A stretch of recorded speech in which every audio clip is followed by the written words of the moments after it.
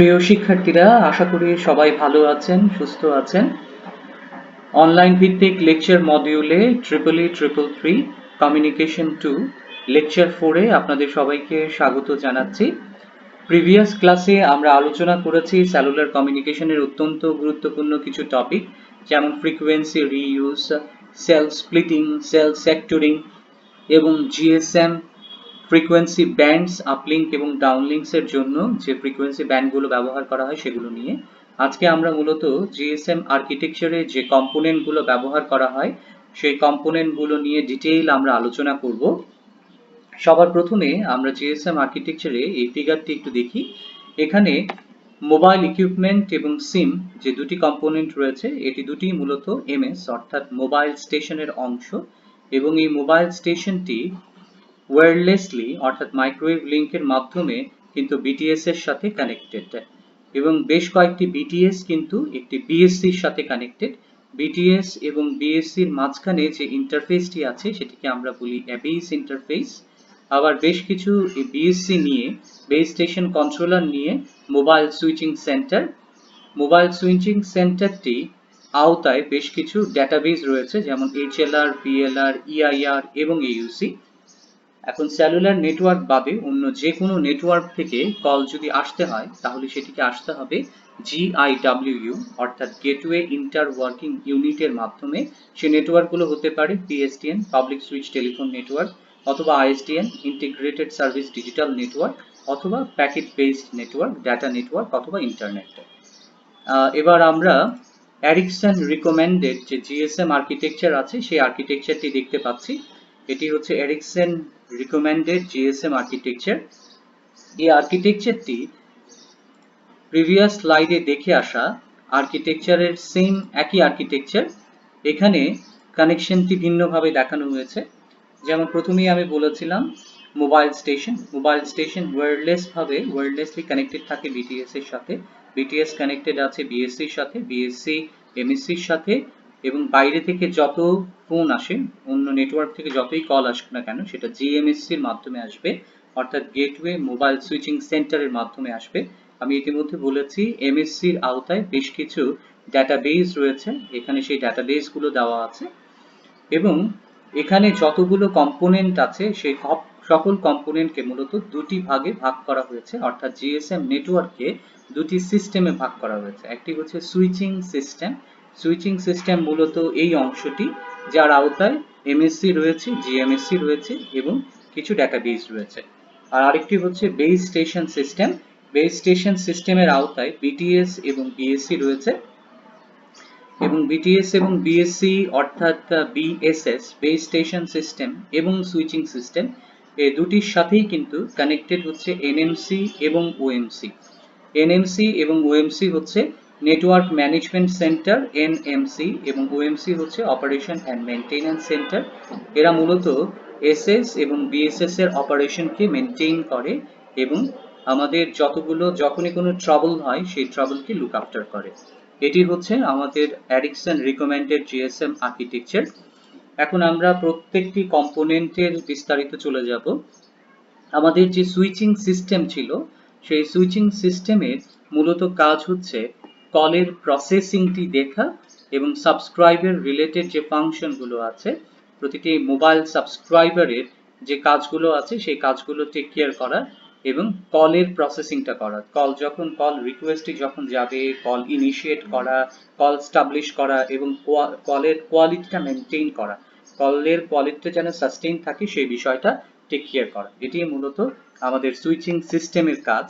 এবং সুইচিং সিস্টেমে যে কম্পোনেন্টগুলো রয়েছে এর মধ্যে একটি হচ্ছে সুইচিং সেন্টার, যেমন মোবাইল সার্ভিস সুইচিং সেন্টার, যেটি হচ্ছে এমএসসি, এবং বাকি যে 4টি ইউনিট রয়েছে এগুলো মূলত ডাটাবেস, যেমন home location register, visitor location register, authentication centre এবং ইকুইপমেন্ট আইডেন্টিটি রেজিস্টার, এগুলো হচ্ছে ডাটাবেস। এবং বিএসএস বেস স্টেশন সিস্টেম যেটি, এটি মূলত রেডিও রিলেটেড ফাংশন কাজ করে। অর্থাৎ আমরা দেখেছি যে আমাদের বিটিএস এর সাথে মোবাইল কিন্তু ওয়্যারলেস ভাবে কানেক্টেড থাকে, অর্থাৎ রেডিও ফ্রিকোয়েন্সির মাধ্যমে বিটিএস এর সাথে মোবাইল ফোনটি কানেক্টেড। অর্থাৎ রেডিও রিলেটেড যে ফাংশন আছে, অর্থাৎ কল রিসিভ করা, ফ্রিকোয়েন্সি শিফট করা, মাল্টিপ্লেক্সিং করা, এবং নতুন একটি ফ্রিকোয়েন্সিতে কলটি শিফট করে আপলিঙ্ক এবং ডাউনলিঙ্কের মধ্যে কলটি ভাগ করে দেওয়া, এই কাজগুলো মূলত বিএসএস করে। এবং বিএসএস এর যে দুটি কম্পোনেন্ট রয়েছে ফাংশনাল ইউনিট, এর মধ্যে একটি হচ্ছে বেস স্টেশন কন্ট্রোলার বিএসসি এবং একটি হচ্ছে বেস ট্রান্সসিভার স্টেশন।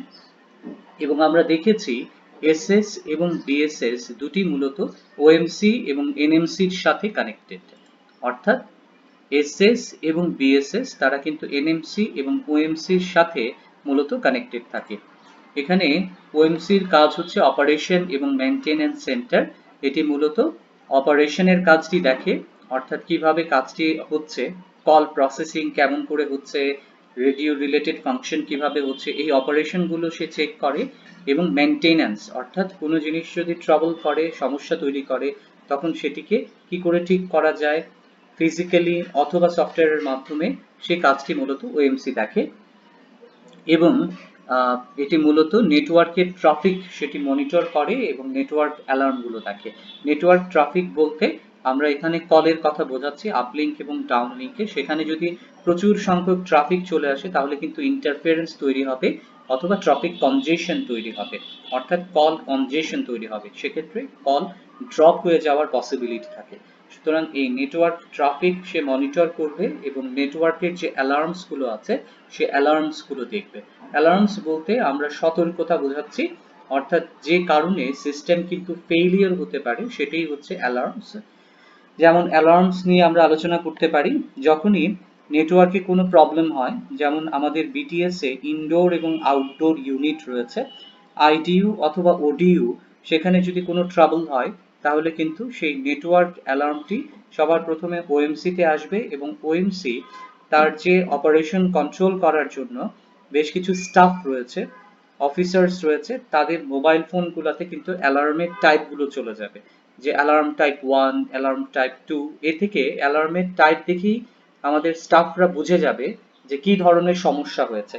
যেমন একটা সমস্যা হতে পারে যে আমরা যে -48 পাওয়ার সাপ্লাই বিটিএস এ দিয়েছি সেখানে পাওয়ার ফেলিওর হতে পারে, যে কারণে আমাদের পুরো সিস্টেম কিন্তু কিছুক্ষণের জন্য বন্ধ হয়ে যেতে পারে। এর বাইরে টেম্পারেচার রেজ হয়ে যেতে পারে, অর্থাৎ আমাদের যে এয়ার কুলিং সিস্টেম যেটি আছে সেটি কিন্তু নষ্ট হয়ে যাওয়ার কারণে অথবা সেটি সমস্যার কারণে টেম্পারেচার রাইজ করে যেতে পারে, ডিভাইস ফেলিওর হয়ে যেতে পারে, ফ্রিকোয়েন্সি জ্যামড হয়ে যেতে পারে, ইন্টারফারেন্স বেড়ে যেতে পারে, নয়েজের পরিমাণ বেড়ে যেতে পারে, হার্ডওয়্যার ট্রাবল করতে পারে অথবা সফটওয়্যারের ট্রাবল হতে পারে। এই ধরনের প্রত্যেকটি মূলত এক একটি নেটওয়ার্ক অ্যালার্ম এবং এই প্রত্যেকটি নেটওয়ার্কের অ্যালার্মের জন্য এক একটি কোড রয়েছে। যখনই এ ধরনের নেটওয়ার্ক অ্যালার্ম ওএমসি এ ধরনের নেটওয়ার্ক অ্যালার্ম ডিটেক্ট করে তখন তারা সাইটের নাম মেনশন করে দেয়, কত নাম্বার সাইটে অর্থাৎ কোন এরিয়ার কোন বিটিএস এ এই প্রবলেমটি হয়েছে এবং সেই অ্যালার্মের টাইপটা কি, সেই টাইপটা দেখেই স্টাফরা বুঝে যায়, মেইনটেনেন্স ইঞ্জিনিয়াররা বুঝে যায় যে কি ধরনের সমস্যা হয়েছে এবং কোন বিটিএস এ এই সমস্যাটা হয়েছে। এটি মূলত আমাদের নেটওয়ার্ক অ্যালার্মস। এবং আমি ইতিমধ্যে বলেছি ওএমসি এসএস সুইচিং স্টেশন এবং base station base switching base station base station system যেটি আছে সেটিকে সে অ্যাক্সেস করতে পারে। এবার আমরা চলে আসব এসএস এর একটি গুরুত্বপূর্ণ কম্পোনেন্টে, যেটি হচ্ছে মোবাইল সার্ভিস সুইচিং সেন্টার। এমএসসির যে কাজটি সেটি হচ্ছে মূলত টেলিফোন সুইচিং ফাংশনটি সে দেখে এবং সে কন্ট্রোল করে কলসকে। যখন অন্য একটি নেটওয়ার্ক থেকে অথবা ডেটা সিস্টেম থেকে কল আসে, যেমন পিএসটিএন এর কথা বলেছি, আইএসডিএন এর কথা বলেছি অথবা ডেটা নেটওয়ার্কের কথা বলেছি, এর বাইরেও প্রাইভেট নেটওয়ার্ক কিংবা অন্য মোবাইল নেটওয়ার্ক থেকে যদি কলটি আসে যেটি আমার নেটওয়ার্ক নয়, আমার সিস্টেম নয়, যেমন আমি গ্রামীণ ফোনের সাবস্ক্রাইবার, এর বাইরে অন্য কোনো যদি নেটওয়ার্ক থেকে কলটি আসে তাহলে সে কিন্তু এই এমএসসির মাধ্যমে আসবে। এবং এমএসসির একটি সাবডিভিশন কিন্তু জিএমএসসি, সেটি গেটওয়ের মাধ্যমে সেটি অপারেট করা হয়। আমরা এখানে আর্কিটেকচারে দেখেছি যে এমএসসির একটি ডিভিশন হচ্ছে জিএমএসসি, এই জিএমএসসির মাধ্যমে অন্যান্য নেটওয়ার্ক থেকে কলটি আসবে। এটি মূলত মোবাইল সার্ভিস সুইচিং সেন্টারের কাজ এবং সে একটি বিটিএস অথবা একটি বিএসসির কাছ থেকে আরেকটি বিএসসিতে কলকে সুইচ করে, কলকে একটা বিএসসির আওতায় থেকে আরেকটি বিএসসির কাছে সে ফরওয়ার্ড করে, এভাবেই কল রিকোয়েস্টকে সে হ্যান্ডেল করে মূলত। গেটওয়ে ফাংশনালিটির যেটা কথা বলেছি, গেটওয়ে মানেই হচ্ছে যেটি দিয়ে ঢুকতে হবে, যে দরজাটি দিয়ে অন্য নেটওয়ার্ক থেকে যখনই তাকে ঘরে ঢুকতে হবে তাকে কিন্তু দরজা দিয়ে ঢুকতে হবে, সেই দরজাটিই হচ্ছে জিএমএসসি। এই গেটওয়ে ফাংশনটি হয় যখন পিএসটিএন থেকে অথবা আইএসডিএন থেকে অথবা অন্য ডাটা নেটওয়ার্ক থেকে কলটি আসে, অর্থাৎ আমার নেটওয়ার্ক বাদে অন্য যে কোনো নেটওয়ার্ক থেকে যখন কলটি আসবে তখন কিন্তু মূলত জিএমএসসির মাধ্যমে কলটিকে আসতে হবে। Any MSC in the mobile network can function as a gateway by integration of the appropriate software. MSC তে মূলত একটি সফটওয়্যার অথবা একটি আলাদা ডেডিকেটেড একটা স্ট্যান্ডঅ্যালোন ডিভাইস ইউজ করা হয়, যার মাধ্যমে এই গেটওয়ে ফাংশনালিটিকে মূলত অপারেট করা হয়। এটি গেল এমএসসির কাজ। এবার আমরা কিছু ডেটাবেজে চলে আসব। ডেটাবেসগুলোর একটি হচ্ছে home location register. Home location register এটি হচ্ছে সেন্ট্রালাইজড একটি ডেটাবেস, যেটি মূলত সাবস্ক্রাইবারের যে ইনফরমেশন আছে, মোবাইল সাবস্ক্রাইবারের যে ইনফরমেশন সেটিকে স্টোর করে এবং ম্যানেজ করে। এটি মূলত একটি পার্মানেন্ট স্টোরেজ হিসেবে ব্যবহৃত হয়, অর্থাৎ একজন ইউজার যে এমএসসির আন্ডারে, অর্থাৎ যে এমএসসিতে সে রেজিস্টার্ড হয়েছে, সে হচ্ছে একজন পার্মানেন্ট ইউজার। সে পার্মানেন্ট ইউজার হিসেবে তার ইনফরমেশন তার নিজস্ব এমএসসিতে পার্মানেন্টলি স্টোর হয়ে থাকবে। এবং সেই ইনফরমেশনগুলোর মধ্যে কি কি আছে? সেই ইনফরমেশনগুলোর মধ্যে আছে সাবস্ক্রাইবার আইডেন্টিটি, অর্থাৎ ইউজারের যে আইডেন্টিফিকেশন, সে আইডেন্টিফিকেশন, সেটা সিম অর্থাৎ সাবস্ক্রাইবার আইডেন্টিটি মডিউল, যেটা সিম নাম্বার সহ তার যে ইনফরমেশন সেটি স্টোর করা থাকবে, অর্থাৎ যে ইনফরমেশন দিয়ে সে রেজিস্টার হয়েছে একটি নেটওয়ার্কের আওতায়, সেই ইনফরমেশনগুলো থাকবে। Subscriber supplementary service, supplementary service বলতে আমরা মূলত যে কল রিসিভ করা, ফোন কল করা এবং এসএমএস দেওয়া, এগুলো হচ্ছে বেসিক যে আমাদের সার্ভিস রয়েছে সেগুলো। এর বাইরে কিছু সার্ভিস আমরা আসলে কিছু ট্যারিফের বিনিময়ে, কিছু টাকার বিনিময়ে আমরা সাবস্ক্রাইব করি। যেমন একটি হচ্ছে আমরা নেটওয়ার্ক কিনি, আমরা ডেটা কিনি, সেই ডেটা কেনার মাধ্যমে আমরা ইউজ করি। বিভিন্ন ধরনের প্যাকেজ রয়েছে, এই প্যাকেজগুলোর মাধ্যমে আমরা ডেটা সার্ভিস ইউজ করি। কখনো আমরা বান্ডল ইউজ করি, এই বান্ডলগুলো মূলত সাপ্লিমেন্টারি সার্ভিসের অংশ। এই সাপ্লিমেন্টারি সার্ভিসগুলো ইনফরমেশন এইচএলআর এ পার্মানেন্টলি স্টোর করা হয়। এবং সাবস্ক্রাইবার লোকেশন ইনফরমেশন, সাবস্ক্রাইবার এই মুহূর্তে কোথায় আছে, তার নিজস্ব এমএসসির এরিয়ার মধ্যে রয়েছে, নাকি ভিন্ন এমএসসি তে গেছে, নাকি অন্য কোনো এরিয়ায় আছে, নাকি সে রোমিং করছে, তার পুরোপুরি ভিন্ন একটা নেটওয়ার্কের কভারেজ এরিয়ার ভেতরে সে চলে গেছে, এই পুরো ইনফরমেশন কিন্তু এইচএলআর সে প্রিজার্ভ করে।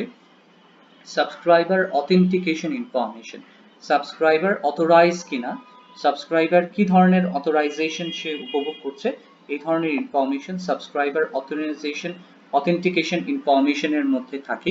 এ নিয়ে আমরা ডিটেইল আলোচনা করব। HLR can be implemented in the same network node or as a standalone database, অর্থাৎ যেটা বলেছিলাম যে HLR মূলত এমএসসির যেহেতু একটি ডেটাবেস, এমএসসির ভেতরে একটাই এমএসসি কে আমরা ইন্টিগ্রেটেড ভাবে সকল ডেটাবেস এমএসসির মধ্যে রাখতে পারি, অথবা এটি আলাদা একটি ডেটাবেস হিসেবে ব্যবহৃত হতে পারে। অর্থাৎ এমন হতে পারে, এটি সম্পূর্ণ আর্কিটেকচারের উপর নির্ভর করে এবং এটি কোন ধরনের সিস্টেমে ব্যবহার করা হচ্ছে এটির উপর নির্ভর করা হতে পারে।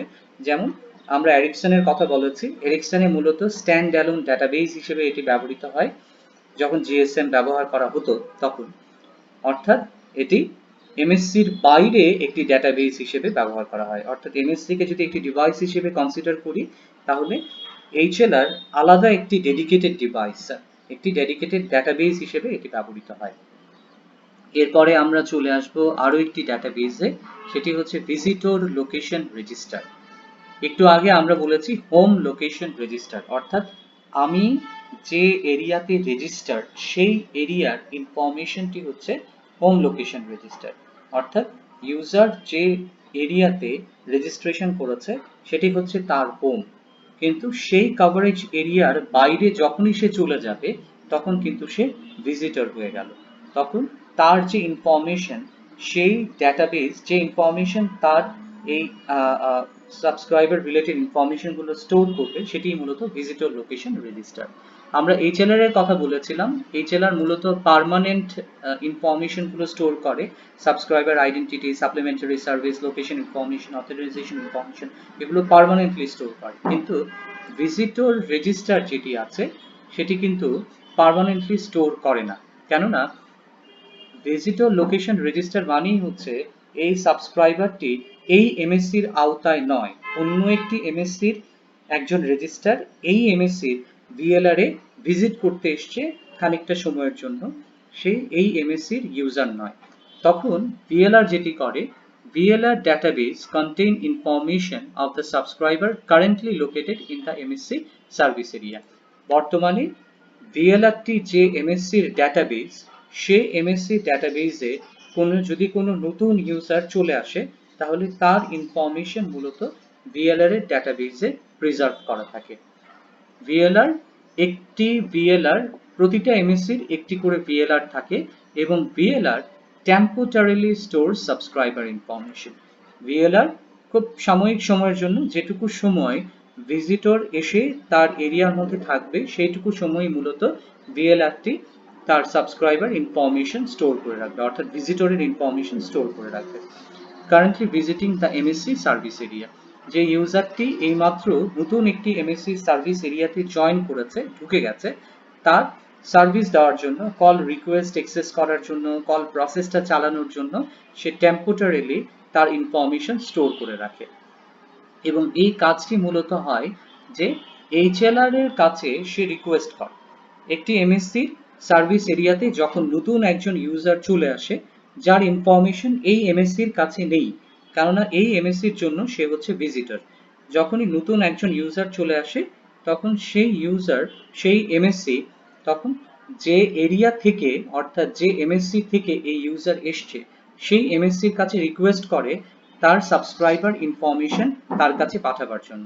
তখন সেই এমএসসি, অর্থাৎ যে এমএসসির আওতায় এই ইউজারটি রেজিস্টার্ড, সেই এমএসসি তার HLR থেকে একটি কপি VLR এ পাঠায়, অর্থাৎ যে এমএসসি তে সে ভিজিট করতে এসছে সেই এমএসসি তে, ভিজিটিং এমএসসি তে একটি কপি পাঠায়।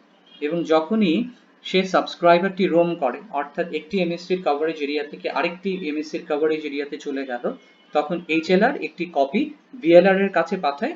VLR সাময়িক সময়ের জন্য সেই ইনফরমেশনটি স্টোর করে রাখে এবং যখনই একটি এমএসসি পুরনো এমএসসির কাছে, অর্থাৎ যে এমএসসি তে সে রেজিস্টার্ড, সেখানে তার ইনফরমেশনটি চায়, রিকোয়েস্ট করে, তখন হোম এমএসসিটি বুঝে যায় যে সে এখন কোন লোকেশনে, অর্থাৎ কোন এমএসসির আন্ডারে রয়েছে। এভাবে সে মূলত এই লোকেশনটি আপডেট করে, লোকেশন ইনফরমেশন সে স্টোর করে। যখনই ভিজিটর এমএসসি হোম এমএসসির কাছে রিকোয়েস্ট করবে যে আপনার সাবস্ক্রাইবার ইনফরমেশন সাময়িক সময়ের জন্য আমাকে দিন, অর্থাৎ একটি কপি পাঠান, তখন এই হোম এমএসসিটি বুঝে যাবে সে এখন কোন এমএসসির আন্ডারে রয়েছে, তখন সে লোকেশন ইনফরমেশনটি আপডেট করে নেবে। যাই হোক, এই সংক্রান্ত বিষয়গুলো আমরা পরে আরো ডিটেইল আলোচনা করব। অথেন্টিকেশন সেন্টার নাম থেকে বোঝা যাচ্ছে এটি মূলত অথরাইজেশন সংক্রান্ত কাজগুলো করবে। Authenticate the subscriber attempting to use a network. একটি নেটওয়ার্ক ব্যবহার করার জন্য একজন সাবস্ক্রাইবারের অথরাইজেশন রয়েছে কিনা, সে অ্যাপ্রুভড কিনা সেই নেটওয়ার্ক ব্যবহার করার জন্য। অনেক সময় দেখা যায় যে একটি নেটওয়ার্ক অপারেটর যারা আছে, নেটওয়ার্ক অপারেটরে কিছু সাবস্ক্রাইবার তারা অথরাইজ, এর বাইরে বেশ কিছু ফ্রড ইউজার তারা কিন্তু নেটওয়ার্কে ব্যবহার করতে চায়, আনঅথরাইজড ভাবে ব্যবহার করতে চায়। তখন এ জায়গায় AUCর কাজ হচ্ছে সেই সব ফ্রডদেরকে ডিটেক্ট করা এবং তারা যাতে নেটওয়ার্ক অ্যাক্সেস করতে না পারে সেই বিষয়টি নিশ্চিত করা। এবং এটি মূলত HLR এর সাথে কানেক্টেড থাকে এবং এটি নেটওয়ার্কের সিকিউরিটি চেক করে এবং নেটওয়ার্কের সিকিউরিটি নিশ্চিত করে। কেননা এখানে যে ইউজাররা আছে, যারা অথরাইজড ইউজার, তাদের প্রত্যেককে একটি সাইফারিং কি দিয়ে দেওয়া হয়, যার মাধ্যমে তাদেরকে এনকোড করে দেওয়া হয়। তাদের ক্রিপ্টোগ্রাফিতে আমরা জানি যে সাইফারিং হচ্ছে একটা কি যার মাধ্যমে আমরা ডেটাকে এনক্রিপ্ট করে রাখতে পারি। এবং যারা কেবলমাত্র অথরাইজ ইউজার তারাই কেবলমাত্র ডিক্রিপশন কিটি পাবে, যার মাধ্যমে তারা মেসেজটিকে রিড করতে পারবে। কিন্তু যারা ফ্রড তারা কিন্তু এই ডিক্রিপশন কিটি পাবে না, তারা এনক্রিপ্টেড একটি ডেটা পাবে যেটাকে তারা ডিক্রিপ্ট করতে পারবে না। AUC মূলত এই সাইফারিং কি এর মাধ্যমে নিশ্চিত করে যাতে ফ্রডরা তারা নেটওয়ার্ক অ্যাক্সেস করতে না পারে। এটি হচ্ছে মূলত আমাদের যে সার্ভিসগুলো আছে, যেমন কল এবং ডাটা সার্ভিস এবং এসএমএস সার্ভিস, এমএমএস সার্ভিস, এই সার্ভিসগুলো অপারেটরের মধ্যে যারা সাবস্ক্রাইবার আছে, অথরাইজ সাবস্ক্রাইবার, এই অথরাইজ সাবস্ক্রাইবারের বাইরে আনঅথরাইজ সাবস্ক্রাইবাররা যাতে নেটওয়ার্কের এই সার্ভিসগুলো, কল, এসএমএস, ডাটা, এই সার্ভিসগুলো ব্যবহার করতে না পারে, এই বিষয়টি নিশ্চিত করে মূলত অথরাইজেশন সেন্টার। যেমন এইউসির একটি খুব গুরুত্বপূর্ণ কাজ হচ্ছে সিমের আইডেন্টিফিকেশন এবং ভেরিফিকেশনটা সে নিশ্চিত করে, এবং এইউসি সিকিউরিটি নিশ্চিত করে, যে নেটওয়ার্কের সিকিউরিটি সে নিশ্চিত করে, এবং এইউসি মূলত তারা এই থার্ড পার্টিরা যাতে এটার ব্যবহার করতে না পারে এবং নেটওয়ার্কের সাবস্ক্রাইবারের যে ইনফরমেশন সেটা যাতে থার্ড পার্টিরা অ্যাক্সেস করতে না পারে, এটি মূলত দেখা হচ্ছে এইউসির কাজ। এরপরে আমরা চলে আসব equipment identity register. Equipment identity register মূলত একটি ডাটাবেস। এখানে আইডেন্টিটি সংক্রান্ত ইউজারের যে এমএস রয়েছে, এমএস এ যে ইকুইপমেন্টটি রয়েছে সেই ইকুইপমেন্টের আইডেন্টিফিকেশনটি সেখানে স্টোর করা থাকে, এবং সেই স্টোর করা ইনফরমেশন থেকে সে বুঝতে পারে যে এটি মূলত ইউজারের ইকুইপমেন্ট কিনা। যেমন আমরা সবাই জানি যে international mobile equipment identity number একটি রয়েছে, প্রত্যেক ফোনে একটি ইউনিক নাম্বার রয়েছে, প্রত্যেক ফোনে পেছনে ব্যাটারির সাথে একটি নাম্বার দেওয়া থাকে, এটাকে আমরা বলি IMEI, অর্থাৎ international mobile equipment identity number. প্রত্যেকটি এমএস এর জন্য এই নাম্বারটি কিন্তু ইউনিক, অর্থাৎ যখনই আমি কলটি করছি তখন সিমের পাশাপাশি এই EIR নাম্বার অর্থাৎ IMEI নাম্বারটিও কিন্তু সিস্টেমের কাছে চলে যাচ্ছে, অর্থাৎ সিস্টেম জানে যে একটি সিমের সাথে কোন IMEI নাম্বার ব্যবহার করা হচ্ছে।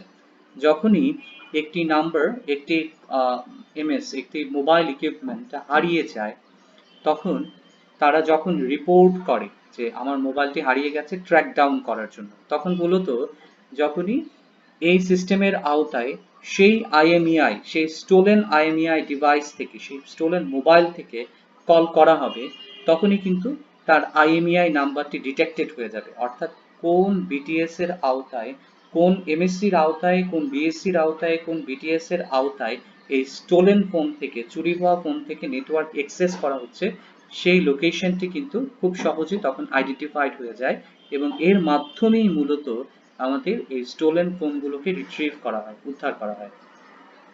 এটি মূলত নেটওয়ার্কের কাজ। এবং EIR, ইকুইপমেন্ট আইডেন্টিটি রেজিস্টার, মূলত এই IMEI এই নাম্বারগুলো প্রিজার্ভ করে, এবং আনঅথরাইজড ডিভাইস থেকে আমাদের কল অ্যাক্সেস করার চেষ্টা করা হচ্ছে কিনা সেটিও তারা দেখে। IEI মূলত তিনটি ক্লল লিস্ট, তিনটি লিস্ট মেনটেন করে। একটি হচ্ছে ধরেন একটি হচ্ছে হোয়াইট লিস্ট, এখানে সকল ইউজার যে সিমের সাথে যে IMEI নাম্বার থেকে সচরাচর ফোন এসে থাকে সেটি হচ্ছে হোয়াইট লিস্ট, অর্থাৎ এখানে ইউজারদের মধ্যে সবাই অথরাইজড, অর্থাৎ এখানে স্টোলেন কোনো মোবাইলের ডিভাইসের কোনো ধরনের নাম্বার সমস্যা নেই। এর বাইরে হচ্ছে আরেকটি হচ্ছে গ্রে লিস্ট। গ্রে লিস্টে মূলত অপারেটর গ্রে লিস্টে থাকা মোবাইল ইকুইপমেন্টগুলোকে ট্র্যাক করে সে যারা সাসপিশিয়াস আছে তাদেরকে ট্র্যাক করা হয়, এবং ব্লক লিস্ট বলে একটা ডিভাইস আছে, ব্লক লিস্ট বলে একটা ক্যাটাগরি আছে, এই ব্লক লিস্টে থাকা মোবাইল ইকুইপমেন্টগুলোকে মোবাইল অ্যাক্সেস করা থেকে বিরত রাখা হয়, অর্থাৎ তারা নেটওয়ার্ক অ্যাক্সেস করতে পারে না। যখনই স্টোলেন ডিভাইসের রিপোর্ট করা হয় তখন মূলত এটিকে ব্লক করে দেওয়া হয়, তারা যাতে নেটওয়ার্ক অ্যাক্সেস করতে না পারে সেই বিষয়টি নিশ্চিত করা হয়। এটি মূলত EIR অর্থাৎ ইকুইপমেন্ট আইডেন্টিটি রেজিস্টারের কাজ। এবার চলে যাব বেস স্টেশন সিস্টেম, BSS কম্পোনেন্টের কাজে।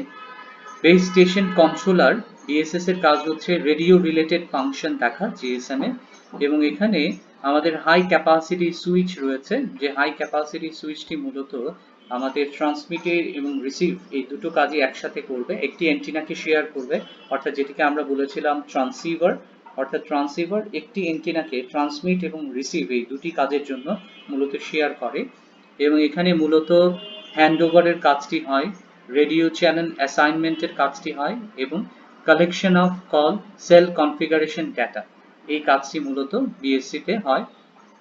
এবং অর্থাৎ এটির কাজ হচ্ছে মূলত যে এমএসসি থেকে যে ডাটাগুলো আসে সেটিকে বিএসসি গুলার মধ্যে অর্থাৎ বিটিএস গুলার মধ্যে ভাগ করে দেয়া, সুইচিং অপারেশনটি করবে। এমএসসি থেকে একসাথে অনেকগুলো বিটিএস এর ইনফরমেশন একটি বিএসসি তে আসে, সে বিএসসি তখন সেই বিটিএস এর নাম্বার অনুযায়ী অর্থাৎ কোন বিটিএস কে কলটি ফরওয়ার্ড করা হবে সেটার উপর ভিত্তি করে কলগুলোকে সুইচ করে দেয়, সিস্টেমের ক্যাপাসিটি গুলোকে সুইচ করে দেয় আলাদা আলাদা বিটিএস এর মাঝখানে।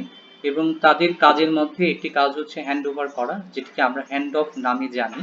অর্থাৎ একটি বিটিএস এর কভারেজ এরিয়া থেকে অন্য একটি বিটিএস এর কভারেজ এরিয়াতে কলের সমস্ত দায় দায়িত্ব হ্যান্ড ওভার করা। রেডিও চ্যানেল অ্যাসাইনমেন্ট, অর্থাৎ কোন আপলিঙ্ক অথবা কোন ডাউনলিঙ্ক চ্যানেলটি একটি বিটিএস সে অ্যালোকেট করবে সেটি নির্দিষ্ট করে দেয়া। এবং সেলের যে কনফিগারেশন ডাটা অর্থাৎ সেলের যে প্যারামিটার গুলো আছে, ট্রান্সমিটিং পাওয়ার কত, রিসিভিং পাওয়ার কত, গেইন কত, সিগন্যালের গেইন কত, এই বিষয়টি নিশ্চিত করা। এবং বিএসসির সাথে বিএসসি মূলত এমএসসির সাথে কানেক্টেড থাকে এবং এমএসসি গুলো মূলত বিএসসি গুলোকে কন্ট্রোল করে। তারপরে আমরা চলে আসব বিটিএস এ।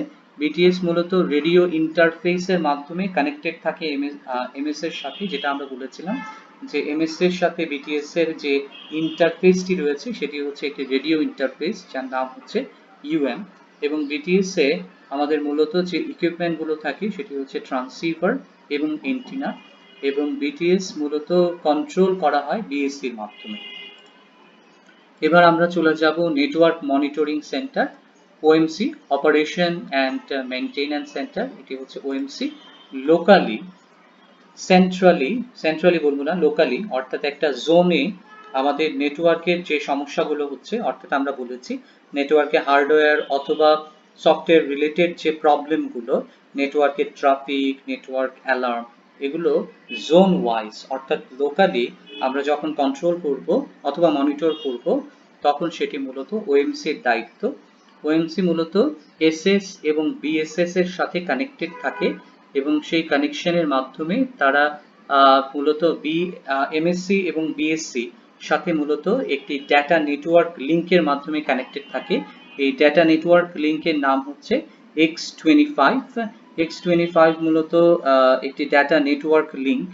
X25 basically packet switching data network, যেটি WNA ইউজ করা হয়।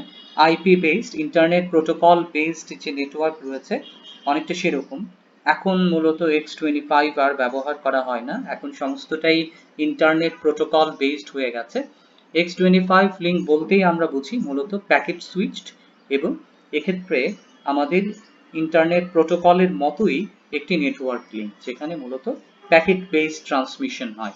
এটির মাধ্যমে সে এমএসসি এবং বিএসসির সাথে কানেক্টেড থাকে এবং এটির কাজ হচ্ছে নেটওয়ার্কের কন্ট্রোলকে মনিটর করা, ট্রাফিককে মনিটর করা এবং সিস্টেমের যে প্যারামিটারগুলো আছে সেই প্যারামিটারগুলোকে কন্ট্রোল করা এবং মনিটর করা, চেক করা যে কোনো প্যারামিটারটি আমাদের থ্রেশহোল্ড লেভেলের নিচে নেমে যাচ্ছে কিনা। যদি থ্রেশহোল্ড লেভেলের নিচে নেমে যায় তাহলে সিস্টেমের পারফরম্যান্স ডেটোরেট করবে, সেই সময় সিস্টেমের পারফরম্যান্সটি বাড়িয়ে দেওয়া হয়। এর মধ্যে অনেকগুলোই আলোচনা করেছি, যেমন ইন্টারফারেন্স হতে পারে, নয়েজ হতে পারে, ফ্রিকোয়েন্সি জ্যাম হয়ে যেতে পারে, পাওয়ার ফেলিওর হয়ে যেতে পারে, এই বিষয়গুলো সে লোকালি অর্থাৎ জোন ওয়াইজ মেনটেন করে।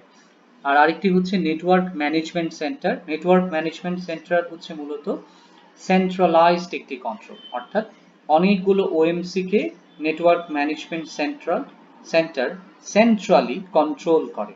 অর্থাৎ ওএমসি গুলো থাকে হচ্ছে এনএমসির আন্ডারে, এনএমসি সেন্ট্রালাইজড কন্ট্রোল গুলো দেখে, অর্থাৎ অনেকগুলো ওএমসির কাজগুলোকে সে মনিটর করে এবং সেখানে যে স্টাফরা রয়েছে তারা লং টার্ম সিস্টেমের যে ইস্যুগুলো রয়েছে সেগুলো সে দেখে, এবং যারা ওএমসির পার্সোনাল রয়েছে, স্টাফ রয়েছে, তারা শর্ট টার্ম এবং লোকালি ইস্যুগুলোকে ডিল করে। অর্থাৎ সিস্টেমের যে বড় বিষয়গুলো আছে, বড় যে প্যারামিটার অথবা বড় যে ইস্যুগুলো আছে, সেলের ডিজাইন, বিটিএস এর অ্যালোকেশন, আমাদের ট্রান্সমিশন পাওয়ার, নেটওয়ার্কের ইন্টারফেয়ারেন্স কেমন হচ্ছে, নয়েজ একটা পার্টিকুলার জায়গায় নয়েজ কেমন হচ্ছে, সেলের সাইজ কেমন হওয়া উচিত, সেলকে সেক্টরিং করা প্রয়োজন কিনা, সেলকে স্প্লিট করা প্রয়োজন কিনা, এই ধরনের বিষয়গুলো সে মূলত মনিটর করে। এটি হচ্ছে এনএমসির কাজ। তারপরে চলে আসে মোবাইল স্টেশন এমএস। এমএস নিয়ে আমরা অলরেডি আলোচনা করেছি।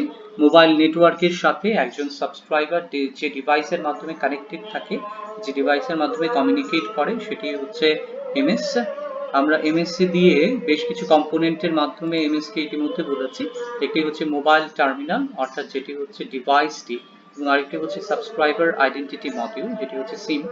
আমরা যে সিম কার্ডটির মাধ্যমে আমাদের আলাদা আলাদা নেটওয়ার্ককে অ্যাক্সেস করতে পারি, সেটি হচ্ছে সিম। এবং এটি মূলত সিকিউরিটি এবং পোর্টেবিলিটি এনশিওর করে, যার মাধ্যমে আমরা নেটওয়ার্ককে সিকিউরভাবে অ্যাক্সেস করতে পারি এবং আমরা ডিভাইসগুলোকে এক জায়গা থেকে আরেক জায়গায় নিয়ে যেতে পারি, অ্যাক্সেস করতে পারি আলাদা আলাদা জায়গায়। সেটি হচ্ছে আমাদের সিম।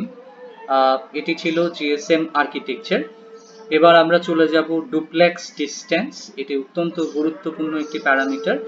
এই ডুপ্লেক্স ডিস্টেন্সের মাধ্যমে আমরা মূলত দেখি যে ইন্টারফিয়ারেন্স হওয়ার পসিবিলিটি কেমন, এবং ডুপ্লেক্স ডিস্টেন্স হচ্ছে আরেকটি প্যারামিটার যার মাধ্যমে আমরা সিস্টেমের পারফরমেন্স যাচাই করতে পারি।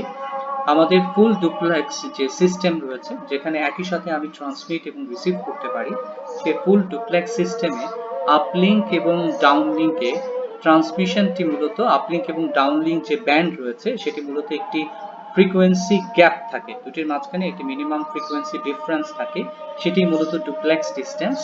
যেমন আমরা পিজিএসএম অর্থাৎ প্রাইমারি জিএসএম এ আমরা আপলিঙ্ক ফ্রিকোয়েন্সি দেখেছিলাম 890 থেকে 950, অর্থাৎ এখানে 25 মেগাহার্টজ এর একটি ব্যান্ডউইডথ আপলিঙ্কে, এবং ডাউনলিঙ্কে আমরা দেখেছিলাম 935 থেকে 960 মেগাহার্টজ পিজিএসএম এ, অর্থাৎ এখানেও 25 মেগাহার্টজ এর একটি ব্যান্ডউইডথ আমরা দেখেছি। তাহলে এখানে ডুপ্লেক্স ডিস্টেন্সটা কি? আপলিঙ্ক এবং ডাউনলিঙ্কে মিনিমাম যে ডিস্টেন্সটি মেনটেন করা হয় ইন্টারফারেন্স অ্যাভয়েড করার জন্য, সেটি মূলত ডুপ্লেক্স ডিস্টেন্স। জিএসএম এর ক্ষেত্রে সেটি হচ্ছে 890 থেকে 935, পিজিএসএম এ 890 থেকে 935, এই 45 মেগাহার্টজ এর এটিকেই আমরা বলছি ডুপ্লেক্স ডিস্টেন্স, অর্থাৎ এখানে 890 থেকে 935 পর্যন্ত আমাদের গ্যাপটা হচ্ছে 45 মেগাহার্টজ এর। আর দুটি ব্যান্ড রয়েছে আপলিঙ্ক এবং ডাউনলিঙ্ক, দুটি ব্যান্ডের টোটাল ব্যান্ডউইথ হচ্ছে 50 মেগাহার্টজ, 25 করে আপলিঙ্ক এবং ডাউনলিঙ্কের জন্য। আরো একটি গুরুত্বপূর্ণ জিনিস, সেটি হচ্ছে ক্যারিয়ার সেপারেশন।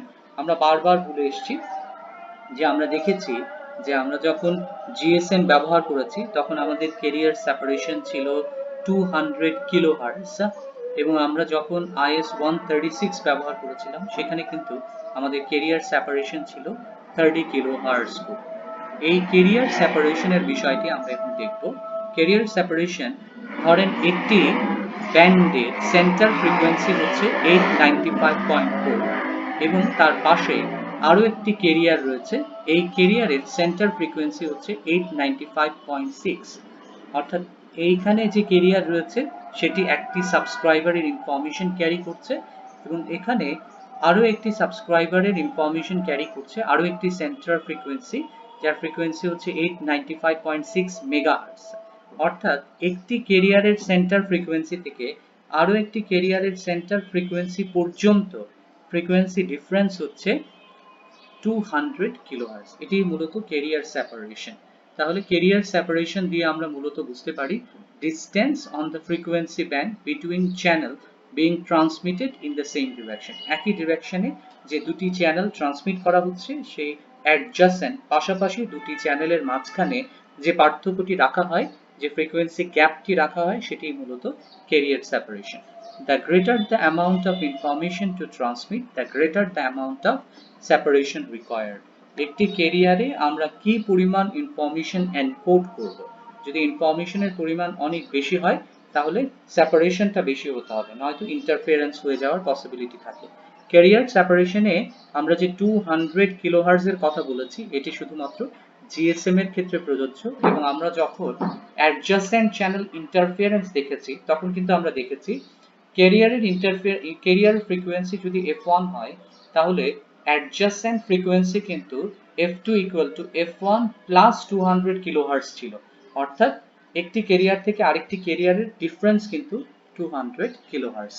এটি মূলত ক্যারিয়ার সেপারেশন। এবার আমরা চলে যাব জিএসএম ইন্টারফেসে। ইন্টারফেসের মধ্যে বেশ কয়েকটা ইন্টারফেস আমরা ইতিমধ্যে আলোচনা করেছি, যেমন এমএস এর সাথে বিটিএস এর যে ইন্টারফেস সেটা ছিল ইউএম ইন্টারফেস, বিটিএস এর সাথে বিএসসি যে ইন্টারফেস ছিল সেটি ছিল এবিএস ইন্টারফেস, বিএসসির সাথে এমএসসির যে ইন্টারফেস সেটি হচ্ছে এই ইন্টারফেস। এই ইন্টারফেসগুলোর সাথে আমরা ইতিমধ্যে পরিচিত। এমএসসির সাথে ভিএলআর বি ইন্টারফেস, ভিএলএর সাথে আরেকটি ভিএলআর, আরেকটি জিএমএসসির ভিএলআর, এটি হচ্ছে জি ইন্টারফেস। ভিএলআর এর সাথে এইচএলআর এর যে ইন্টারফেস সেটা হচ্ছে ডি ইন্টারফেস, ভিএলআর এর সাথে এইচএলআর এর একই ইন্টারফেস, ইআইআর এর সাথে জিএমএসসি এফ ইন্টারফেস, এমএসসির সাথে জিএমএসসি ই ইন্টারফেস। এভাবে ইন্টারফেসগুলো আলাদা আলাদা নাম দেওয়া আছে এবং কোন কম্পোনেন্টের সাথে কোন কম্পোনেন্ট কানেক্ট করার জন্য কোন ইন্টারফেসটি ব্যবহার করা হবে তার নাম এখানে উল্লেখ করা আছে।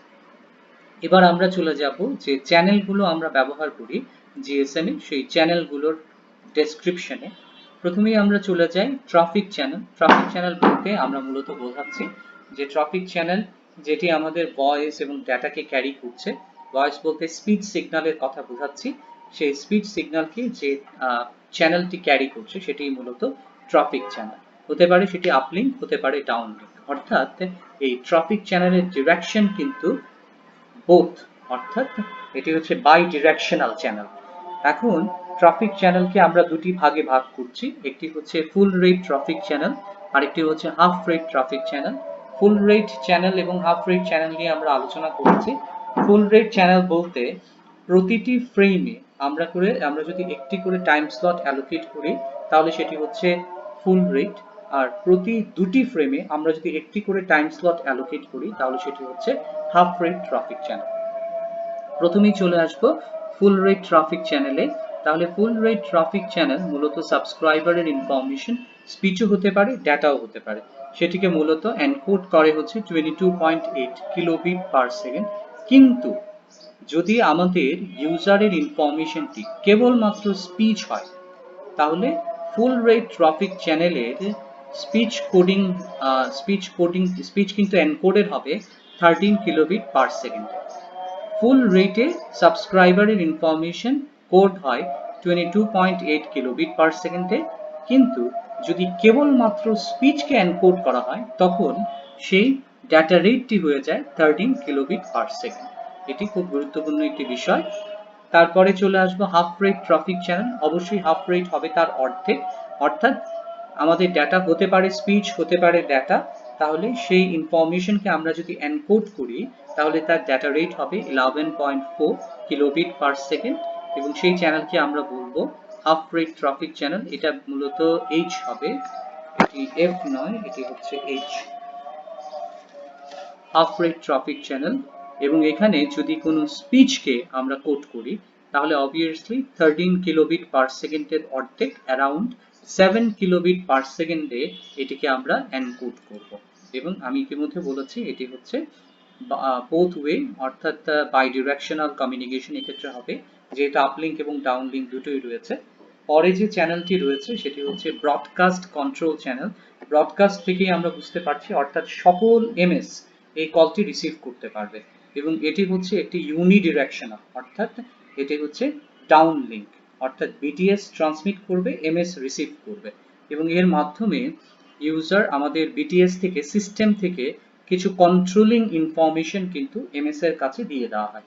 যেমন একটি হচ্ছে ফ্রিকোয়েন্সি কারেকশন চ্যানেল, আরেকটি হচ্ছে সিনক্রোনাইজেশন চ্যানেল, আরেকটি হচ্ছে ব্রডকাস্ট কন্ট্রোল চ্যানেল। সবার প্রথমে আমরা দেখি frequency correction channel. This channel is broadcast by the BTS and carries information for the frequency correction of the MS. It is used in downlink direction only. এটার মানে কি মূলত, যখনই একটি এমএস একটি কলের জন্য রিকোয়েস্ট করে তখন সেই রিকোয়েস্টটি বিটিএস এর মাধ্যমে বিএসসি তে, বিএসসি থেকে এমএসসি তে যায়।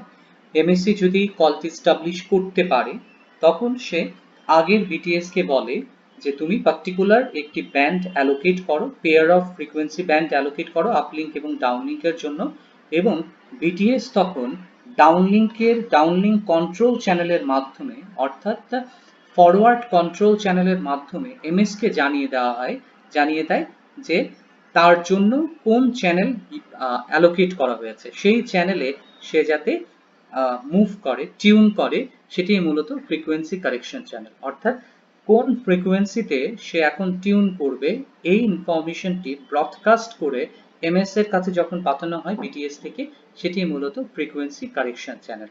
আমি ইতিমধ্যে বলেছি, যখন কল রিকোয়েস্ট অ্যাকসেপ্ট করা হয় তখন এমএসসি বিটিএস কে নির্দেশনা দেয়, ইনস্ট্রাকশন দেয় যে একটি pair of frequency band, uplink এবং ডাউনলিঙ্ক ফ্রিকোয়েন্সি ব্যান্ড একটি এমএস এর জন্য অ্যালোকেট করা। এমএস কিন্তু সেই মুহূর্তে জানে না তাকে কোন ফ্রিকোয়েন্সিতে টিউন করতে হবে, অর্থাৎ কোন ফ্রিকোয়েন্সিতে তার কলটি আসবে, কোন ফ্রিকোয়েন্সিতে সে কলটি করতে পারবে। এই অবস্থায় বিটিএস তাকে জানিয়ে দেয় এই পার্টিকুলার ফ্রিকোয়েন্সি ব্যবহার করা হচ্ছে আপলিঙ্কের জন্য, এই পার্টিকুলার ফ্রিকোয়েন্সি ব্যবহার করা হচ্ছে ডাউনলিঙ্কের জন্য। এই যে ইনফরমেশনটি এমএস কে দেওয়া হলো, এটি মূলত ফ্রিকোয়েন্সি কারেকশন চ্যানেল। এবার আমরা চলে যাব সিনক্রোনাইজেশন চ্যানেলে। This channel is broadcast by the BTS and carries information for frame synchronization of the MS. এটি অত্যন্ত গুরুত্বপূর্ণ একটি বিষয়। আমরা যখন সিনক্রোনাইজেশন নিয়ে আলোচনা করেছিলাম তখন আমরা বলেছিলাম bit synchronisation, frame synchronisation, time slot সিনক্রোনাইজেশনের বিষয়টি। যদি বেস স্টেশন অথবা সিস্টেম নেটওয়ার্ক যে রেটে ট্রান্সমিট করছে, ডেটা ট্রান্সমিট করছে, সেখানে ডেটা রেট অথবা ফ্রেম রেট একটি নির্দিষ্ট, কিন্তু এমএস যদি সেই রেটে সিগন্যালটিকে ডিকোড করতে না পারে, সেই সিগন্যালটিকে সেই রেটে রিসিভ করতে না পারে, তাহলে কিন্তু সিনক্রোনাইজেশন হবে না। তাহলে সিনক্রোনাইজেশন না হলে কি হয় আমরা সেটি দেখেছি, তখন কিন্তু ডেটা করাপ্টেড হয়ে যায়, ইনফরমেশন, ভুল ইনফরমেশন সে রিসিভ করে। যেমন আমরা পড়েছিলাম যে 1কে আমাদের ক্লকের উপর ভিত্তি করে 1কে 1 হিসেবে রিসিভ করা যায় যদি ক্লক রেট বেশি হয়, অর্থাৎ যদি ভুল সিনক্রোনাইজেশন হয়ে যায় তখন কিন্তু ডেটা করাপ্টেড হয়ে যাবে। অথবা 1কে 10 আকারেও রিসিভ করা যায় যদি আমাদের ক্লক রেটটা বেশি হয়, বড় হয়। অর্থাৎ এক্ষেত্রে সিনক্রোনাইজেশন ইনফরমেশন বিটিএস থেকে এমএস এর দেওয়া হয় যে কোন রেটে সে ফ্রেমকে ডিকোড করবে, রিসিভ করবে, সেটি হচ্ছে সিনক্রোনাইজেশন চ্যানেলের মাধ্যমে এই ইনফরমেশনটি এমএস এর কাছে পৌঁছে যায়। আরেকটি হচ্ছে broadcast control channel. This channel carries broadcast information related to the BTS and the network. This information includes configuration related to common control channel and described below. এখানে যে কমন কন্ট্রোল চ্যানেল রয়েছে এবং কনফিগারেশন এবং BTS এর যে configuration information রয়েছে, অর্থাৎ transmission, transmitted signal পাওয়ার এবং কোন সেল থেকে কলটি আসছে, সেলের যে কনফিগারেশন, সেলের যে আইডেন্টিফিকেশন, বিটিএস এর যে আইডেন্টিফিকেশন, সেলের যে আইডেন্টিফিকেশন, এই ইনফরমেশন মূলত কমন কন্ট্রোল চ্যানেলের যে ডাটাগুলো, সেগুলো মূলত এই ব্রডকাস্ট কন্ট্রোল চ্যানেলের মাধ্যমে পাঠানো হয়। এখানে আমরা বেশ কিছু কমন কন্ট্রোল চ্যানেল নিয়ে আলোচনা করব। এই কমন কন্ট্রোল চ্যানেলের ইনফরমেশন মূলত ট্রান্সমিট করা হয় ব্রডকাস্ট কন্ট্রোল চ্যানেলের মাধ্যমে। এবার আমরা চলে আসি কমন কন্ট্রোল চ্যানেল। এটি ট্রাফিক চ্যানেল নয়, এটি কন্ট্রোল চ্যানেল। অর্থাৎ কলকে মেনটেন করার জন্য আমাদের বিটিএস অর্থাৎ সিস্টেম থেকে এমএস এ অর্থাৎ ফরওয়ার্ড ডিরেকশনে যে কলটি পাঠানো হয় সেটি মূলত আমাদের কন্ট্রোল চ্যানেল অথবা ফরওয়ার্ড চ্যানেল। তাহলে এর মধ্যে একটি কন্ট্রোল চ্যানেল হচ্ছে পেজিং চ্যানেল। পেজ আমরা জানি এটি হচ্ছে যে যখন সিলেক্টেড কিছু এমএস এর কাছে বিটিএস থেকে অর্থাৎ ইউনিডিরেকশনালি একটি মেসেজ চলে যায়, সেটি মূলত পেজ। এটি ব্রডকাস্ট নয়, এটি মূলত সিলেক্টিভ ভাবে কিছু এমএস এর কাছে ডেটাকে পাঠানো, আর ব্রডকাস্ট হচ্ছে সকল ডিভাইসে পাঠানো। যখন সিলেক্টিভ ডিভাইসের কাছে পাঠানো হয় সেটি হচ্ছে সেই এমএস এর জন্য একটি page. This is used to page an MS. It is used in downlink direction only. MS এর কাছে একটি ইনফরমেশন পাঠিয়ে দেওয়া হয় এবং এটি ডাউনলিঙ্ক অথবা ফরওয়ার্ড চ্যানেলের মাধ্যমে বিটিএস থেকে এমএস এর কাছে এটি পাঠানো হয়। আরো একটি কমন কন্ট্রোল চ্যানেল আমরা দেখব, সেটি হচ্ছে random access channel. Random access channel এটি মূলত এমএস থেকে বিটিএস এর দিকে পাঠানো হয়। MS uses this channel to request the allocation of the standard dedicated common control channel. It is used in uplink direction only. যখন MS থেকে BTS এর দিকে কল রিকোয়েস্ট করা হবে যখন সে একটি stand alone dedicated common control চ্যানেলের জন্য সে যখন রিকোয়েস্ট করবে, তখন এই চ্যানেলের মাধ্যমে সে মূলত রিকোয়েস্ট করে। অর্থাৎ একটি এমএস এখন একটি কল ইনিশিয়েট করতে চায়, এই অবস্থায় তার একটি কন্ট্রোল চ্যানেলের প্রয়োজন। সেই কন্ট্রোল চ্যানেলকে অ্যাক্সেস করার জন্য সে বিটিএস এর কাছে যে চ্যানেলের মাধ্যমে এই রিকোয়েস্টটি পাঠায় সেটি হচ্ছে র্যান্ডম অ্যাক্সেস চ্যানেল। অর্থাৎ র্যান্ডম অ্যাক্সেসের মাধ্যমে সে একটি common dedicated স্ট্যান্ডঅ্যালোন dedicated common control চ্যানেলের জন্য সে রিকোয়েস্ট চাচ্ছে সিস্টেমের কাছ থেকে। সেই রিকোয়েস্টটি মূলত যাচ্ছে হচ্ছে র্যান্ডম অ্যাক্সেস চ্যানেলের মাধ্যমে। পরবর্তীতে অ্যাক্সেস গ্র্যান্ট চ্যানেল, অর্থাৎ মোবাইল স্টেশন কল ইনিশিয়েট করার জন্য যে স্ট্যান্ডঅ্যালোন কমন কন্ট্রোল চ্যানেল রিকোয়েস্ট করেছিল, সেই রিকোয়েস্টটি সিস্টেম গ্র্যান্ট করেছে এবং সেই ইনফরমেশন গ্র্যান্ট করার যে ইনফরমেশন, সেই ইনফরমেশন এমএস কে বিটিএস জানাচ্ছে যে চ্যানেলের মাধ্যমে, সেটি মূলত অ্যাক্সেস গ্র্যান্ট চ্যানেল। অর্থাৎ বিটিএস একটি স্ট্যান্ডঅ্যালোন ডেডিকেটেড কমন কন্ট্রোল চ্যানেল অথবা ট্রাফিক কন্ট্রোল চ্যানেল সে এমএস কে অ্যালোকেট করেছে এমএস এর রিকোয়েস্টের উপর ভিত্তি করে, এবং সেই ইনফরমেশনটি সে অ্যাক্সেস গ্র্যান্ট চ্যানেলের মাধ্যমে এমএস কে জানিয়ে দিচ্ছে যে তুমি যে রিকোয়েস্ট করেছিলে একটি কলের জন্য, অর্থাৎ তুমি যে রিকোয়েস্ট করেছিলে একটি স্ট্যান্ডঅ্যালোন কমন কন্ট্রোল চ্যানেলের জন্য এবং একটি ট্রাফিক চ্যানেলের জন্য, সেটি গ্র্যান্ট করা হয়েছে এবং এই হচ্ছে তোমার চ্যানেল। এই ইনফরমেশনটি অ্যাক্সেস গ্র্যান্ট চ্যানেলের মাধ্যমে এমএস কে জানিয়ে দেওয়া হয়। এবার চলে আসবো dedicated control channel. Dedicated control চ্যানেলের মানেই হচ্ছে একটি এমএস এর জন্য একটি কন্ট্রোল চ্যানেল ফিক্সড, অর্থাৎ প্রতিটি এমএস এর জন্য একটি করে কন্ট্রোল চ্যানেল যদি ডেডিকেটেড থাকে সেটি হচ্ছে dedicated control channel. Dedicated control চ্যানেলের মধ্যে একটি হচ্ছে স্ট্যান্ডঅ্যালোন ডেডিকেটেড কন্ট্রোল চ্যানেল, অর্থাৎ এটি একটি হিসেবে একটি এমএস এর জন্য একটি স্ট্যান্ডঅ্যালোন হিসেবে স্ট্যান্ডঅ্যালোন, অর্থাৎ সে ডেডিকেটেড চ্যানেল হিসেবে সে ব্যবহৃত হবে এবং এটি হচ্ছে বাই ডিরেকশনাল, অর্থাৎ আপ লিঙ্ক এবং ডাউন লিঙ্কে আমরা এই চ্যানেলটি ব্যবহার করব। এই চ্যানেলটি মূলত ব্যবহার করা হয় সিগন্যালিং রিলেটেড ইনফরমেশন ক্যারি করার জন্য আপ লিঙ্ক এবং ডাউন লিঙ্কে between the BTS and MS before allocation of the traffic control channel। একটি ট্রাফিক কন্ট্রোল চ্যানেল অর্থাৎ যে চ্যানেলের মাধ্যমে সে কথা বলবে, অর্থাৎ ফরওয়ার্ড ভয়েস চ্যানেল অথবা রিভার্স ভয়েস চ্যানেল। এই ফরওয়ার্ড এবং রিভার্স ভয়েস চ্যানেল অ্যালোকেশনের আগে সিগন্যালিং রিলেটেড যে ইনফরমেশন বিটিএস এবং এমএস এর মধ্যে শেয়ার হবে, ইনফরমেশন ক্যারি করবে, এই ক্যারি করে মূলত এই স্ট্যান্ডঅ্যালোন ডেডিকেটেড কমন কন্ট্রোল চ্যানেল। যেমন এখানে একটি এক্সাম্পল বলা হয়েছে, for example standalone common control channel is used for carrying signaling message related to update location and call establishment। This is a bidirectional call। এটি মূলত যে এমএসটি মূলত বিটিএস এর আমাদের সেলের কোন লোকেশনে রয়েছে এবং কল স্টাবলিশ করার জন্য যে প্যারামিটার গুলো থাকা প্রয়োজন সেটি রয়েছে কিনা সেটি নিশ্চিত করে মূলত এই স্ট্যান্ডঅ্যালোন ডেডিকেটেড কমন কন্ট্রোল চ্যানেল। পরবর্তীতে যেটি রয়েছে সেটি হচ্ছে স্লো অ্যাসোসিয়েটেড কন্ট্রোল চ্যানেল।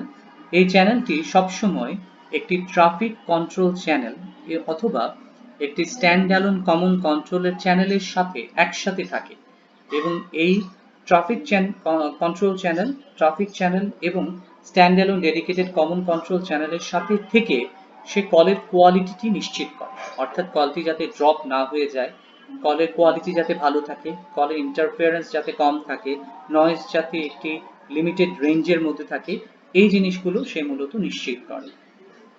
এটি মূলত করা হয় MS and BTS maintains and standard dedicated common control channel or traffic control channel।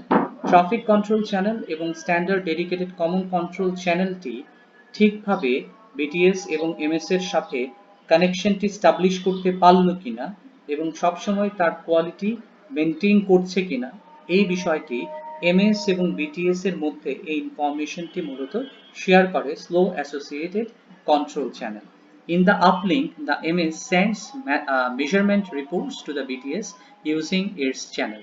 অর্থাৎ আপলিঙ্কে অর্থাৎ MS তার সারাউন্ডিং BTS গুলোর সিগন্যাল স্ট্রেংথ, সে যে সিগন্যাল রিসিভ করছে সেই সিগন্যাল স্ট্রেংথ এবং সিগন্যালের যে অন্যান্য প্যারামিটার রয়েছে, নয়েজ, ইন্টারফারেন্স, এই মেজারমেন্টগুলো সব সময় সে আপলিঙ্ক কন্ট্রোল চ্যানেলের মাধ্যমে বিটিএস কে ইনফর্ম করছে। এই মেজারমেন্ট রিপোর্টগুলো সে বিটিএস এর কাছে পাঠাচ্ছে এবং ডাউন লিঙ্কে অর্থাৎ বিটিএস থেকে ইনফরমেশন রিসিভ করছে এমএস, যেখানে সিস্টেমের কনফিগারেশনগুলো থাকছে। প্রতিনিয়ত সিস্টেমের কনফিগারেশনগুলো চেঞ্জ হচ্ছে। এই যে আপডেট, এই আপডেটগুলো এমএস কে নোটিফাই করা হচ্ছে মূলত স্লো অ্যাসোসিয়েটেড কন্ট্রোল চ্যানেলের মাধ্যমে ডাউনলিঙ্ক চ্যানেল হিসেবে। অর্থাৎ আমাদের যে ফরওয়ার্ড কন্ট্রোল চ্যানেল রয়েছে অথবা ডাউনলিঙ্ক কন্ট্রোল চ্যানেল রয়েছে, সেই ডাউনলিঙ্ক কন্ট্রোল চ্যানেলের মাধ্যমে আপডেটেড সিস্টেমের কনফিগারেশন রিলেটেড ইনফরমেশন সেটি এমএস কে জানিয়ে দেওয়া হচ্ছে। পরবর্তীতে আরেকটি কন্ট্রোল চ্যানেল হচ্ছে ডেডিকেটেড কন্ট্রোল চ্যানেল হচ্ছে fast associated control channel. This channel is always associated to the traffic control channel and is used to transfer signaling message when a mobile is already involved in a call. যখন কলটি establish হয়ে গেল, অর্থাৎ একটি traffic control channel চলছে, সেই অবস্থায় একটি ট্রাফিক কন্ট্রোল চ্যানেল চলছে, সেই অবস্থায় যখন কলের ইনফরমেশন, সিগন্যালিং ইনফরমেশন যখন আমাদের বিটিএস এবং এমএস এর মধ্যে শেয়ার হবে, তখনই সেটি হচ্ছে ফাস্ট অ্যাসোসিয়েটেড কন্ট্রোল চ্যানেল। এটি হচ্ছে বিভিন্ন জিএসএম এর যে চ্যানেলগুলো আমরা ব্যবহার করেছি, সেই চ্যানেলগুলো। এখানে বেশ কিছু চ্যানেল নিয়ে আমরা আলোচনা করেছি। একটি হচ্ছে ট্রাফিক চ্যানেল, একটি হচ্ছে ব্রডকাস্ট কন্ট্রোল চ্যানেল, একটি হচ্ছে কমন কন্ট্রোল চ্যানেল, আর একটি হচ্ছে ডেডিকেটেড কন্ট্রোল চ্যানেল। এই চ্যানেলগুলো জিএসএম চ্যানেলে ব্যবহার করা হয়।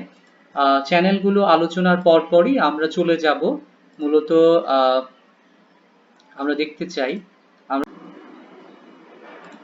প্রিয় শিক্ষার্থীরা, আমরা জিএসএম আর্কিটেকচারে বিভিন্ন কম্পোনেন্ট দেখেছি এবং সেই কম্পোনেন্টগুলো কিভাবে কাজ করে, একটা আরেকটার মধ্যে যে সম্পর্ক, সেটি আমরা থিওরিটিক্যালি পড়েছি। কিন্তু তারপরেও কিছু কনফিউশন থেকে যায়, যেটি অ্যাভয়েড করার জন্য, সেই কনফিউশনগুলো দূর করার জন্য আমরা একটি ভিডিও দেখতে চাই। এই ভিডিও থেকে আমরা ডিটেইল আমরা একটা ধারণা পাবো যে কিভাবে আসলে মোবাইল কল হয় এবং কি কি প্রসেস এটির সাথে ইনভলভ থাকে। চলুন আমরা দেখে আসি। Issues, cell towers were introduced using the concept of cellular technology. In cellular technology, a geographic area is divided into hexagonal cells. এই কনসেপ্টটির সাথে আমরা ইতিমধ্যে পরিচিত যে আমাদের যে সেলুলার যে পুরো একটা জিওগ্রাফিক্যাল রিজিয়ন যেটি আছে, সেই জিওগ্রাফিক্যাল রিজিয়নকে ছোট ছোট কিন্তু ফান্ডামেন্টাল ব্লকে ভাগ করা হচ্ছে। সে প্রত্যেকটি ফান্ডামেন্টাল ব্লককে বলা হচ্ছে সেল। এই সেল শব্দ থেকেই মূলত সেলুলার শব্দটি এসছে এবং সেলুলার টেকনোলজি আমরা এখানে ব্যবহার করি এবং প্রত্যেকটি সেল হচ্ছে একটি হেক্সাগোনাল শেপের এক একটি জিওগ্রাফিক্যাল এরিয়া, যেটা নিশ্চিত করে যে আমাদের কভারেজ এরিয়ার মাঝখানে যাতে কোনো গ্যাপ না থাকে, যাতে কোনো ওভারল্যাপ না থাকে, এই বিষয়টি নিশ্চিত করে এই hexagonal cell shape. With each cell having its own tower and frequency slot. Generally, these cell towers are connected through wires or, more specifically, optical fiber cables. যেটি বলা হলো সেটি হচ্ছে বিটিএস যে টাওয়ারগুলো রয়েছে, প্রত্যেকটি হেক্সাগোনাল সেলের মাঝখানে একটি বিটিএস রয়েছে এবং বিটিএস গুলো নিজেদের মধ্যে মাইক্রোওয়েভ লিংকের মাধ্যমে আগে কানেক্টেড থাকতো। পরে আমরা যখন 3G তে আপগ্রেড করেছি তখন সেগুলোকে আমরা কানেক্ট করেছি অপটিক্যাল ফাইবার দিয়ে, অর্থাৎ BTS to BTS, BTS to BSC, এভাবে কানেকশন স্টাবলিশ করেছি অপটিক্যাল ফাইবার লিংকের মাধ্যমে। These optical fiber cables are laid under the ground or the ocean to provide national or international connectivity. The electromagnetic waves produced by your phone are picked up by the tower in your cell and convert them into high-frequency light pulses. These light pulses are carried to the base transceiver box located at the base of the tower for further signal processing. আপনার mobile থেকে যখনই একটি radio frequency signal generate হচ্ছে, সেই radio frequency সিগন্যালটি চলে যাচ্ছে BTS এ। BTS সেই radio frequency সিগন্যালকে optical সিগন্যালে convert করছে এবং সেই অপটিক্যাল সিগন্যালটি চলে আসছে বেস ট্রান্সিভারে। বেস ট্রান্সিভার আমরা দেখেছি যে বেস ট্রান্সিভার বিভিন্ন ধরনের কাজ করছে, অ্যাম্পলিফিকেশনের কাজ করছে, ফ্রিকোয়েন্সি শিফটিং এর কাজ করছে, মাল্টিপ্লেক্সিং এর কাজ করছে এবং সে ট্রান্সমিটার এবং রিসিভারের যে কাজটি সেটিকে ভাগ করে দিচ্ছে অর্থাৎ একটি পার্টিকুলার সময় ট্রান্সমিট করছে, একটি পার্টিকুলার সময় রিসিভ করছে, এবং এই ইনফরমেশন বিটিএস থেকে আসা ইনফরমেশন সে বিএসসি কিংবা আরেকটি বিটিএস এ হ্যান্ড ওভার করছে। After processing, your voice signal is routed towards the destination tower. Upon receiving the pulses, the destination tower radiates it outwards in the form of electromagnetic waves, and your friend's phone then receives the signal. This signal undergoes a reverse process, and your friend hears your voice. So, খুব generalised ভাবে বলা হলো যে যখন আপনার phone থেকে একটি radio frequency তৈরি হচ্ছে, সেটি একটি বিটিএস এ রিসিভ হচ্ছে, বেস ট্রান্সিভার স্টেশন সেই কলটিকে রাউট করছে আরও একটি বিটিএস এ, সেই বিটিএস তখন রেডিও ফ্রিকোয়েন্সি তৈরি করছে, যে রেডিও ফ্রিকোয়েন্সি আপনার ফোনটি রিসিভ করছে, এবং তখন আপনি যাকে কল করেছেন, অর্থাৎ আপনি হচ্ছেন কলার পার্টি, যাকে কল করেছেন তিনি হচ্ছেন কল্ড পার্টি, আপনি কলার এবং যাকে কল করছেন তিনি হচ্ছেন কল্ড পার্টি, এবং আপনার ফোনটি কল্ড পার্টির কাছে রিসিভ হলো। it's true that mobile communications are not entirely wireless. They do use a wired medium too. This is how mobile communications are carried out. However, there is a big issue that we intentionally left unanswered. Mobile communication is only successful when your tower transfers the signal to your friend's tower. But how does your tower know in which cell tower area your friend is located? এটি অত্যন্ত গুরুত্বপূর্ণ একটি প্রশ্ন। এখানে বলা হচ্ছে যে mobile communication, আপনি কলার পার্টি হিসেবে একজন কল পার্টিকে কলটি করলেন, কিন্তু আপনার সিস্টেম কিভাবে বুঝবে যে আপনার ফ্রেন্ড, অর্থাৎ আপনি যাকে ফোন করেছেন, তিনি কোন জিওগ্রাফিক্যাল লোকেশন অর্থাৎ কোন বিটিএস এর আওতায় রয়েছে, এটি তারা কিভাবে লোকেট করবে, এই বিষয়টি এখানে এক্সপ্লেইন করা হয়েছে।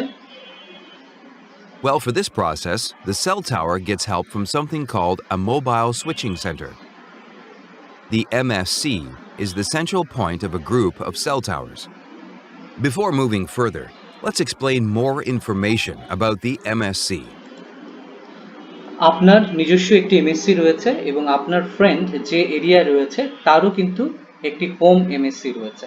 এমএসসির ভিতরে কি কি রয়েছে সেটি এখানে আলোচনা করা হয়েছে। আমরা ইতিমধ্যে বলেছি এমএসসির সাথে 4টি ডাটাবেজ রয়েছে: home location register, visitor location register, equipment identity register এবং অথেন্টিকেশন সেন্টার। এই ডাটাবেজগুলো নিয়ে মূলত MSc. When you purchase a SIM card, all the subscription information is registered in a specified MSC. This MSC will be your home MSC. যেটি বলছিলাম, আপনি যখনই একটি সিম card purchase করবেন, সিম কার্ডটি যেখান থেকে, যে লোকেশন থেকে পারচেজ করছেন, সেই লোকেশনে আপনার সমস্ত ইনফরমেশন, সাবস্ক্রাইবার ইনফরমেশন, সিমের ইনফরমেশন, সেটি এমএসসিতে ডাটাবেজে স্টোর করা থাকবে। আপনার ইনফরমেশন পার্মানেন্টলি যে এমএসসিতে স্টোর করা থাকবে, সেই এমএসসি হচ্ছে আপনার home MSc. The home MSC stores information such as service plans, your current location, and your activity status. If you move outside the range of your home MSC, আপনার এমএসসিতে আপনার নিজস্ব subscriber information, আপনার supplementary যে সার্ভিসগুলো আছে, আপনার location যে information এবং আপনার অ্যাক্টিভিটি লগ, আপনি কি ধরনের কাজগুলো করছেন, এই ইনফরমেশনগুলো মূলত হোম এমএসসিতে থাকে।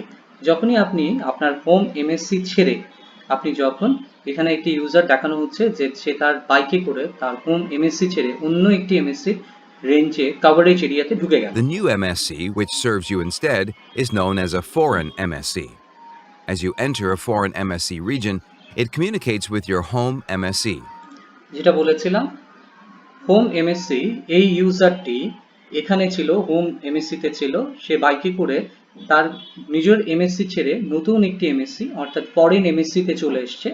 এখন এই ফরেন এমএসসি যখন আপনাকে সার্ভিস দিতে যাবে, তখন কিন্তু আপনার ইনফরমেশন লাগবে, সাবস্ক্রাইবারের ইনফরমেশন লাগবে। তখন এই ফরেন এমএসসি হোম এমএসসির কাছে আপনার ইনফরমেশন রিকোয়েস্ট করবে, আপনার ইনফরমেশন জানতে চাইবে। In short, your home MSC always knows which MSC area you are in. To understand in which cell location a subscriber is within the MSC area, the MSC uses a few techniques. যখনই foreign এমএসসিটি আপনার information জানতে চাইলে, আপনার home এমএসসির কাছে আপনার information জানতে চাইলো, এখানে আপনি এই ফরেন এমএসসির আন্ডারে আসলেন, আসার পরে এই ফরেন এমএসসি আপনার হোম এমএসসির কাছে আপনার ইনফরমেশন জানতে চায়, তখনই কিন্তু আপনার হোম এমএসসি বুঝে গেল যে আপনি কোন এমএসসির আন্ডারে বর্তমানে রয়েছেন, তখনই সে আপনার লোকেশনটি আপডেট করে নেবে, অর্থাৎ আপনি কোন এমএসসির আন্ডারে রয়েছেন এই ইনফরমেশন সে স্টোর করে নেবে। One way is to update the subscriber location after a certain period. এখানে 3 ধরনের লোকেশন আপডেট করার 3টি মেথডের কথা বলা হয়েছে। একটি হচ্ছে টাইম বেসড, অর্থাৎ একটি নির্দিষ্ট সময় পর পর আপনার হোম এমএসসিটি আপনার লোকেশন আপডেট করে দিবে। When the phone crosses a predefined number of towers, the location update is again done. একটি ছিল টাইম বেসড, অর্থাৎ একটি নির্দিষ্ট সময় পর পর আপনার লোকেশন আপডেট হবে। দুই নাম্বার হচ্ছে লোকেশন এরিয়া বেসড, অর্থাৎ আপনি কয়েকটি বিটিএস কভার করার পরে, ক্রস করার পরে, ধরুন বলা আছে যে 3টি বিটিএস সে যদি ক্রস করে তবেই তার নতুন বিটিএস এর ইনফরমেশন আপডেট হবে, তখন এটি হচ্ছে লোকেশন এরিয়া বেসড আপডেট, অর্থাৎ কটি বিটিএস এরিয়া সে কভার করলো সেই 2টি অথবা 3টি বিটিএস কভার করার পরে একবার করে তার লোকেশন আপডেট হবে।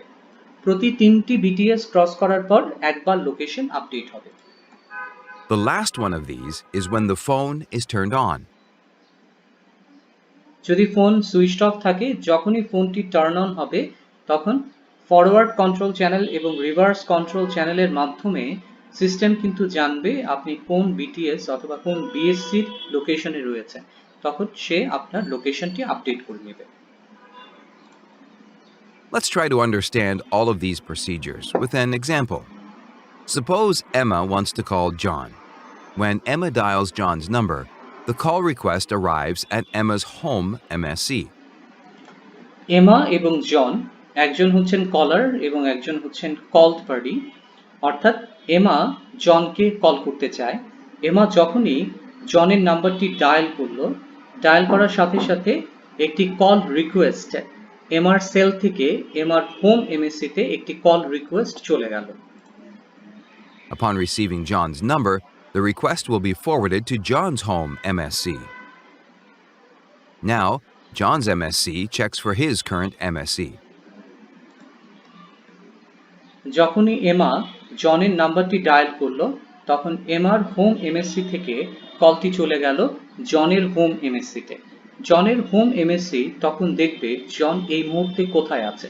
প্রথমে জনের হোম এমএসসি তার কভারেজ এরিয়াটি সার্চ করবে যে জন বর্তমানে তার হোম এমএসসিতে রয়েছে কিনা, যেহেতু তার কাছে আপডেট লোকেশন আপডেট রয়েছে, অর্থাৎ জন বর্তমানে কোন এরিয়াতে রয়েছে সেই ইনফরমেশন কিন্তু জনের হোম এমএসসিতে রয়েছে।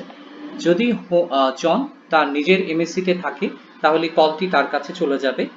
যদি জন নিজের এমএসসিতে না থাকে তাহলে If John is in his home MSC, the call request will be immediately sent to his current cell location, and it checks whether John is engaged on another call or if his mobile is switched off. If everything is positive, John's phone rings and the call will be connected.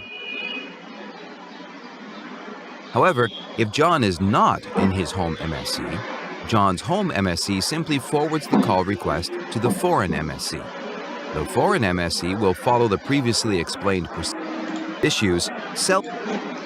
এখানে যে বিষয়টি আলোচনা করা হয়েছে সেটি হচ্ছে এরকম যে যখনই এমা জনকে কলটি করলো, তখন এমার সেল থেকে, এমার মোবাইল থেকে, এমএস থেকে একটি কল রিকোয়েস্ট চলে গেল এমার হোম এমএসসিতে।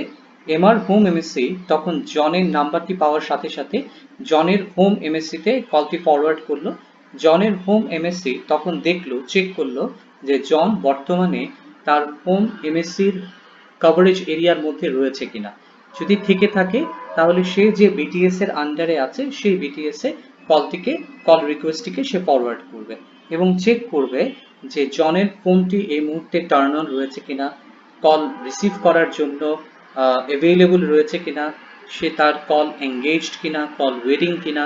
যদি সবকিছু ঠিকঠাক থাকে তাহলে জনের ফোনটি বেজে উঠবে এবং জন ফোন রিসিভ করবে অথবা রিসিভ করবে না। কিন্তু যদি জন তার নিজের এমএসসিতে না থেকে থাকে তাহলে ফরেন এমএসসিতে, অর্থাৎ জন বর্তমানে যে এমএসসিতে রয়েছে সে এমএসসিতে জনের হোম এমএসসি কল রিকোয়েস্টটি ফরওয়ার্ড করবে, অর্থাৎ হোম এমএসসি তখন কলের যাবতীয় রেসপন্সিবিলিটি টেক ওভার করবে।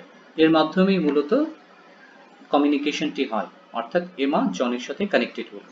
Thank you. সবাই ভালো থাকবেন, সুস্থ থাকবেন। এর সাথে আমরা 4 নম্বর লেকচারটি শেষ করলাম। আমাদের মডিউল 2 এর যে কম্পোনেন্টগুলো আছে সেগুলো আমরা শেষ করলাম। আপনারা সবাই ভালো থাকবেন, সুস্থ থাকবেন।